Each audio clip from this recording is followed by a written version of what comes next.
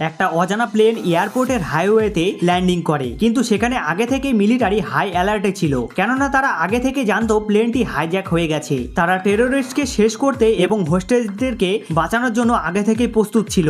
অনেকক্ষণ প্রতীক্ষা করার পরেও তারা কোনো কিছুর অনুভব করে না, কিন্তু কিছুক্ষণ পরে হঠাৎ প্লেনের দরজা খোলে। সেখান থেকে একটি বাচ্চা নেমে আসে, যার কাছে একটি টেডি বেয়ার ছিল, এবং বাচ্চা ছেলেটি সেখানেই চুপচাপ দাঁড়িয়ে থাকে। পরিস্থিতি কেউ বুঝে উঠতে পারছিল না। তারা হুড়ো না করে বাচ্চাটির কাছে গিয়ে তাকে নিয়ে মিলিটারি কাস্টাডিতে নিয়ে আসে, যাতে করে তারা তার থেকে সমস্ত কিছু জানতে পারে। হাজারবার তার কাছ থেকে জিজ্ঞাসা করার পরেও ছেলেটি একদম চুপচাপ ছিল, এবং তার নজর একেবারে সোজা ছিল, যেন তাকে দেখে মনে হচ্ছিল তার মাথার মধ্যে প্লেনের মধ্যে ঘটে যাওয়া ঘটনা বারবার ঘুরপাক খাচ্ছে। কিছুক্ষণ পর বাচ্চা ছেলেটি বলে প্লেনের মধ্যে ভ্যাম্পায়ার রয়েছে। প্রথম দিকে কেউ তার এই কথা গম্ভীরভাবে নেয় না, এবং তারা ভাবে হয়তো ছেলেটি অনেকক্ষণ প্লেনের মধ্যে থাকার কারণে ভুলভাল বকছে। এবার ছেলেটিকে শান্ত করার জন্য ডাক্তার তাকে একটি মেডিসিন দেয়।